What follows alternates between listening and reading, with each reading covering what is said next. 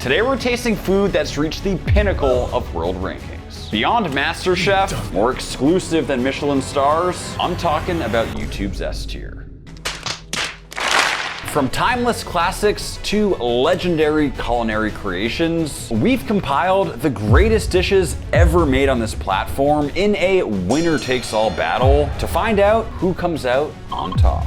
Let's get started. And starting out with a Max the Meat Guy video, we actually posted this a couple months ago, rating every Outdoor Boys meal. The Outdoor Boys are absolutely legendary. Here we're making their iconic bread and honey butter. Bread flour, sugar, salt, yeast, and water. Very simple bread recipe. Got that fire lit. It was an excruciatingly hot day. Literally just throwing that flatbread directly on the coals. God, it's just bringing me back that char flavor. I actually still can't believe that worked. Warm honey and melted butter, that combination is just perfection. Right over that warm bread. That right there was not just S tier, but straight up one of the best bites I've ever had in my entire life. Let's make it again, but this time we're going crazy with it. It's time we take this recipe to the next level in more ways than one. Bread flour in, we'll carve out a little hole. From here, we literally just eyeball everything, including the amount of yeast we use, salt, and sugar. Throw on some warm water and just kind of mix it in, and we'll just let it sit to absorb. As you can see, we got some bubbles forming, so we'll slowly start to add more water, mixing that in as our dough is formed. Once again, just like Luke says, we're completely going by feel here. Zero measuring whatsoever when it comes to literally any of these ingredients. It is extremely sticky at this point, which all should be part of the plan.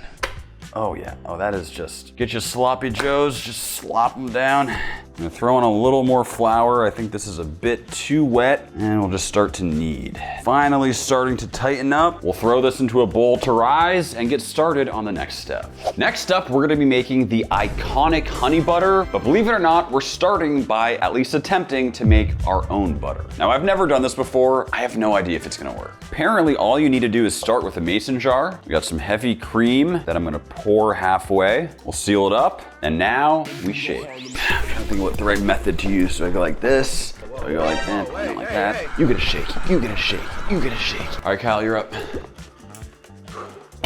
Two dudes shaking cream. I mean, we are 30 minutes in. I'm freaking exhausted, but I think we're almost there. Dude, I'm dying. We started with cream, it turned into like thicker whipped cream, and now it's like a liquid again, but I believe there's actually butter in here right now. Let's check it out. Whoa, whoa, what the? It's crazy. So apparently this liquid here is buttermilk, and of course this here is the actual butter, which I'm shocked to say actually looks and feels like butter. Now they say to quickly rinse it, just removing any extra buttermilk. And that right there is some very legit looking butter. I just need to try this, throw it on some fresh bread, a little bit of flaky salt on top. Let's give it a taste. Wow, I mean, it tastes like the real deal. Went all out with the butter, so going all out with the honey with this fresh honeycomb. Extracting as much of the actual honey as I can out of the wax. Now we'll take a nice dollop of our homemade butter. We'll add it to the honey we harvested. We'll throw in a little salt, and we'll give it a shake. Shake it like a polo. Looks like absolute perfection. There's only one thing that I think could make this better. That would of course be the addition of candied bacon, and we're using Max jerky. Now I'll just slice it up into perfect pieces of candied bacon that will add to that luscious honey butter. That should be perfect. And we'll get that all incorporated into the honey butter. I already know that this is gonna be insane.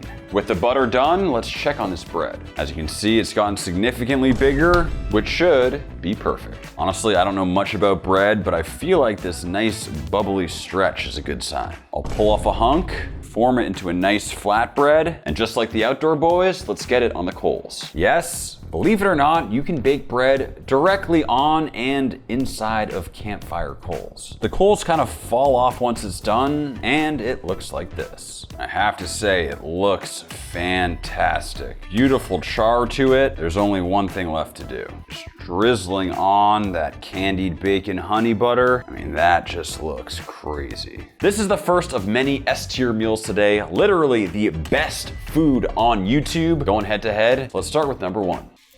Oh my God. I think we actually made it better. It's thicker this time. It's like doughier in a good way. But it's still light. You get the extra smokiness and saltiness from the bacon. Little pops of fun. Is there a way to go higher than an S? I don't know, but it's definitely getting an S again. I think today what we're gonna do is, yes, these are all in the S tier. So for today's purposes, like technically there could be an F, even though as a whole, they're already in the S tier. It's like the upper echelon of S tiers. But all that said, I mean, I think we have to agree that that's S of the S tiers. Needless to say, we are starting off very hot. Let's move on. Next up, we got Guga cooking 100 years of steak. We got the Loco Moco. That is quite the name. I mean, that is a thick mound of ground beef right there. Kind of searing it up as if it was a steak, kind of like a burger, I guess. I threw in some beef broth, followed by soy sauce, Worcestershire sauce. That looks like a super flavorful sauce. That burger steak almost looks like a filet mignon. Kind of crazy. That looks ridiculously good. Now this is Loco Moco. Okay, I think we've seen enough. I need to try that. Time to get Loco, and it all starts with this big ol' hunk of ground beef. And what Guga does is basically form it into what looks like a filet mignon. So even though it's ground beef, it still kind of resembles a steak. To be honest, it kind of just looks like a giant meatball. Now we'll season it with salt and black pepper. And we'll throw it into a medium-low pan. This is a ridiculously thick piece of meat, so we don't want the heat too high. While that cooks, let's get started on the sauce. We'll need beef broth, soy sauce, Worcestershire, some ketchup, some sesame oil, and some cornstarch. Whisking that all together. Sugar, and let's check on that burger. Great looking crust, and it should be done. Now in the same pan, we'll throw in some green onions and let them cook for a couple minutes. Now we go in with the sauce, and we'll let that reduce.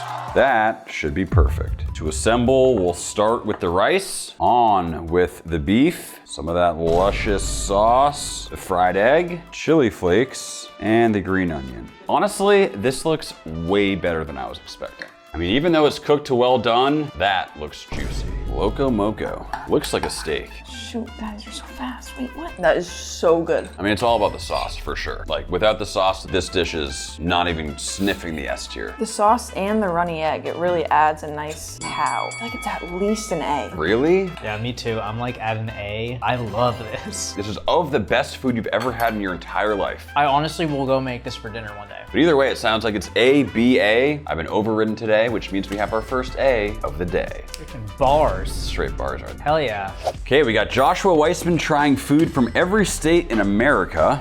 Number 5, Oklahoma fried onion burger. I've made plenty of smash burgers in my life, but I've actually never tried the onion method where you like smash it in there. Kind of excited to try this. Great crust on that meat. Something special. It's really special. It might be an S for me. It's an S. It's an S for me too. Keep in mind, guys, Joshua Weissman has very high standards, so for it to rank that high, it must be good. Let's give it a shot. We start with our ball of meat. We'll throw it on, topping with the onions, and smash.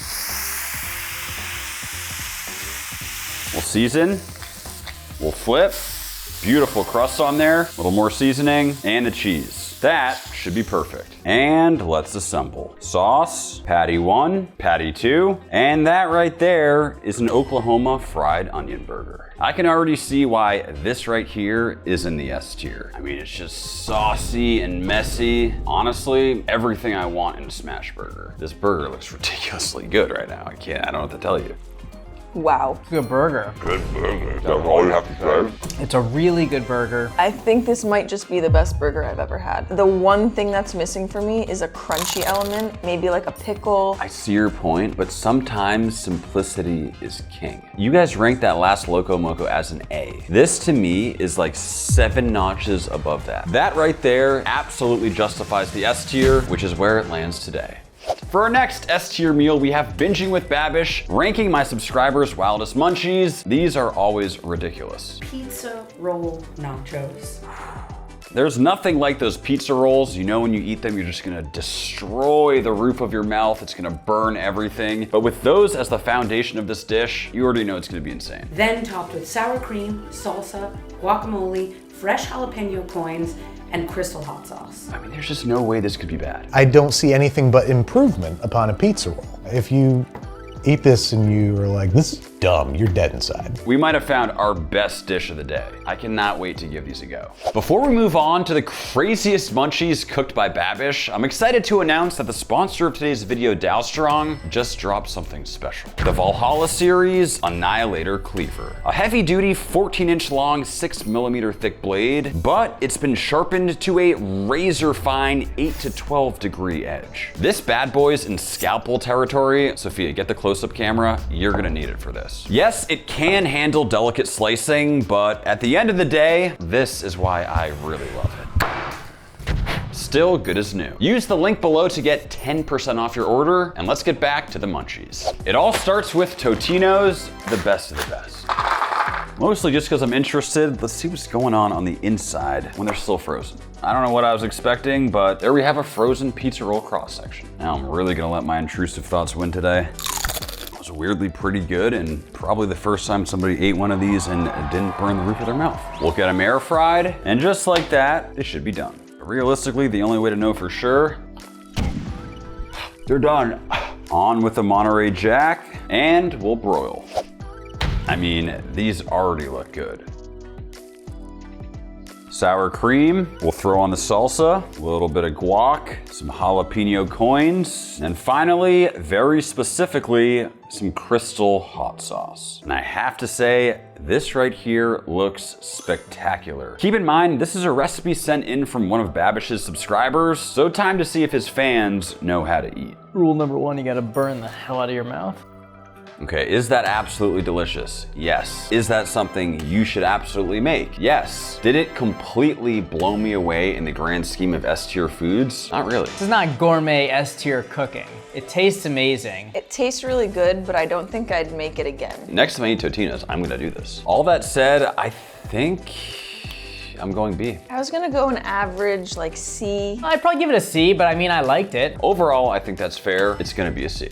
Next up, we have the one and only Patrick Zanali with his iconic video, Which Country Has the Best School Lunch? Let's find out. Next, we're gonna be going to the most romantic place in the whole world, France. I guess it makes sense that France would rank high. They are a very foodie culture. While I was doing this research on France, I became super jealous of how they eat in school versus how I ate in school. I mean, they really emphasize high quality meals for their students, and that is not what I experienced here in America. I mean, I can absolutely reiterate that. When I think back to the food I ate as a kid in high school and middle school and elementary school, and by the way, I did buy my lunch every single day for like $1.75. It was basically all just pizza and burgers. Not that I was complaining. I mean, that all looks super fresh. Also, veal cutlets sounds very premium. I've never heard of that being served in the school. If I'm a student and I'm getting this for lunch, my standards are through the roof. S tier. S tier. The French know how to do it. I'm right there with them. Let's give it a shot.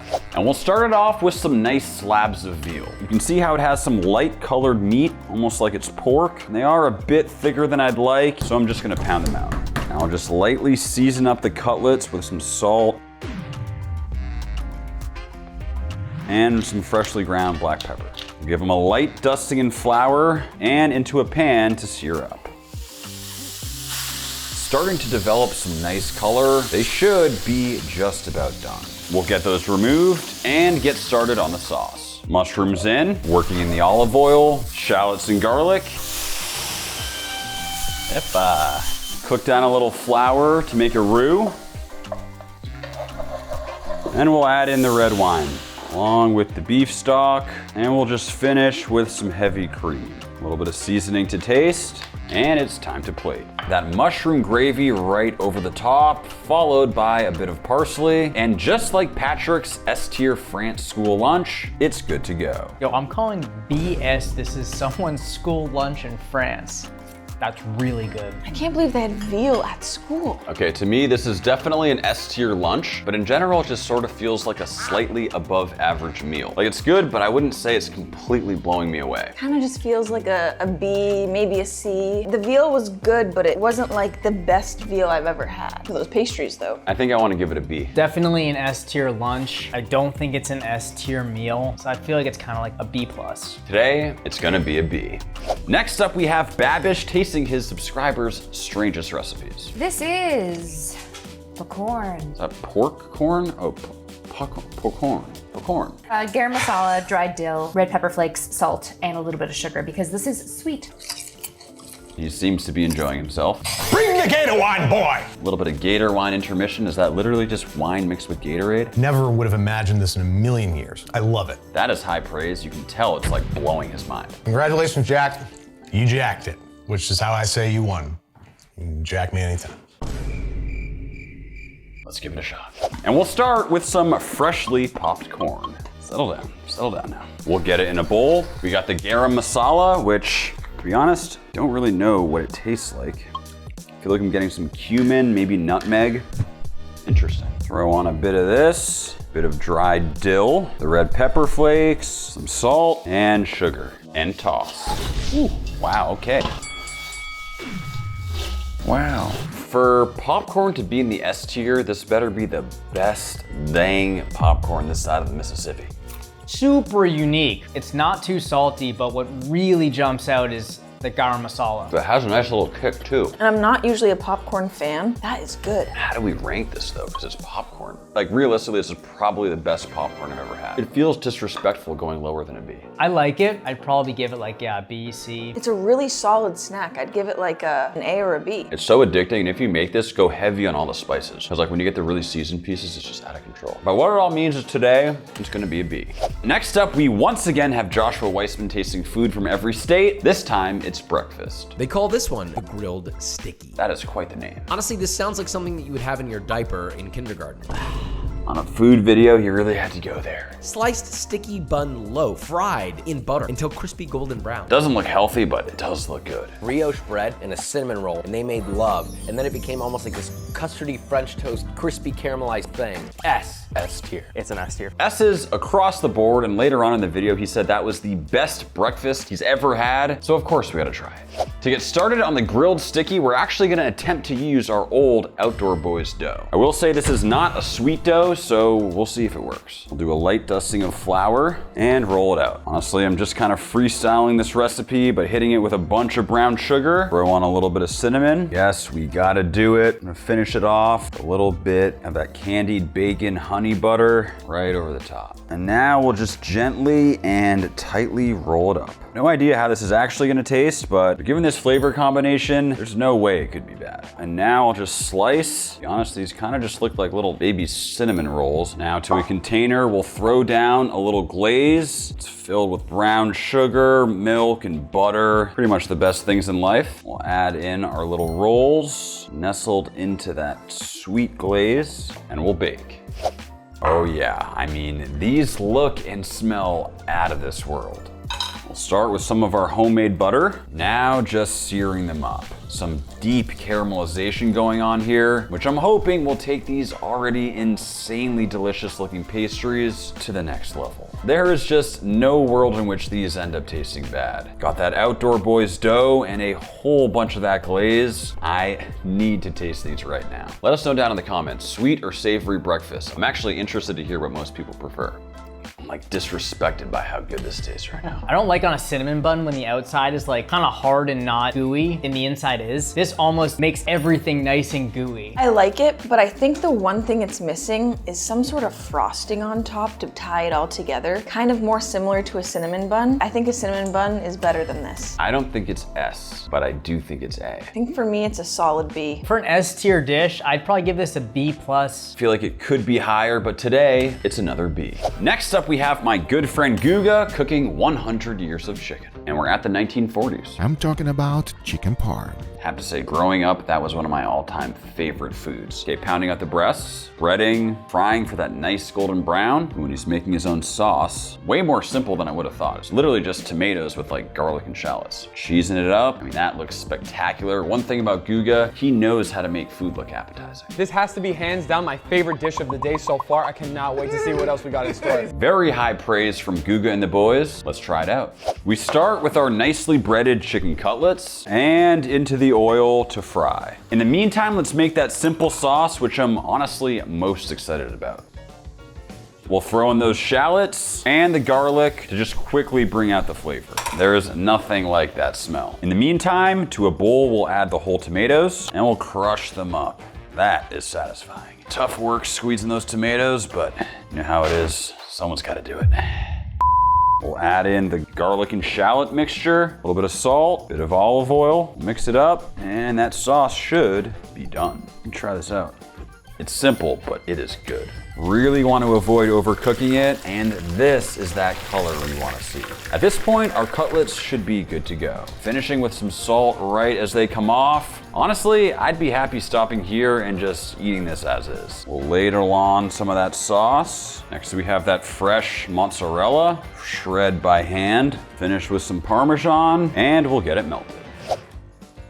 That is what I'm talking about. Super melty cheese. To plate, we'll nestle it right on top a bit more of that sauce, and it's time to eat. This does look exquisite right now. A nice looking chicken parm too. Thanks, my bro. That was a great tip on that sauce. I didn't really know how to make the perfect sauce, but apparently Guga knows his stuff. It was also the simplest sauce ever. It tastes so fresh. The only thing for me though is it's just chicken parm. It's so good. But we're talking about S-tier food, the best food on the entire internet. How do we rank this? It's just so difficult. I want to give it an A. I think it's a C personally. I've had this like 100 times in my life and it's good, but it's just not like the greatest food in the world. Also, it's always good. Today, chicken parm is gonna be a C. Ready for the haters in the comments? Lay it on me. Next up, we have the one and only Good Mythical Morning, in which they're trying all sorts of street food. Apparently, these are the best French fries in the entire world. Patatje oorlog from the Netherlands. So my mom is actually Dutch, meaning I am half Dutch. However, I've never heard of this dish. That peanut sauce on fries, have you done that before? I've never. Whoa, you know the peanut butter boys don't get excited about that. Yeah. Who are the peanut butter boys? There's the Crips, there's the Bloods, and there's the peanut butter boys. Yeah, you don't really want to mess with them. So it's peanut like satay sauce, which is Asian. We have mayonnaise, which is pretty common to put on French fries in Holland, plus onions. Kind of a strange combination here. This might be the best French fries I've ever had. What? So Good Mythical Morning doesn't use the S-tier system, but for him to make a statement like that, they must be out of this world. Let's give him a shot. We'll start by peeling the potatoes, and we'll just slice it up, roughly a 1/4 inch, just like so, for some perfect fries. We have our room temp water, fries in, a little bit of vinegar that's actually gonna help keep these fries crispy, some salt, and we'll let that come to a boil. Now that they're just starting to get tender, we'll drain and dry them off. Time to fry. And we'll drop them in for our first fry. Okay, it's been about a minute, so now I'll just remove and let them come back to room temp. And now we'll throw them back in for one more fry just to get them super crispy. As you can see, they're picking up incredible color. We'll remove. That right there is a French fry. We'll season with salt, pepper, and toss. And let's assemble. We'll hit it with that peanut sauce on one side. We'll hit it with that mayo on the other. And we'll finish over the top with the onions. And that right there is my first attempt at patatje oorlog. If you're Dutch, please let me know how to pronounce that. Dude, that works. Oh my God. Whoa. I'm starting to see why this was ranked as the best street food in the world. It all works together so well, but the peanut sauce ties it all together. It's so unique. I was not expecting to like that one as much as I did. It's like an insane flavor bomb. I also really loved the crunch of the onion, and it gave it like a juicy crunch instead of just like a potato crunch. And one of my favorite dipping sauces is mayo, so that mayo, What I realized, it has to be unique, for me at least. And this is very unique. It could be an S, but I think it's an A. I'll let Kyle be the final judge. I'm gonna go ahead and give it a nice big old S. Wow! All right, there it is, guys. Clearly, you should try this one at home. Okay, next up, we have Nick and Babish cooking every food from Spongebob. That's a throwback. I guess I could use one of those. Hey, waiter!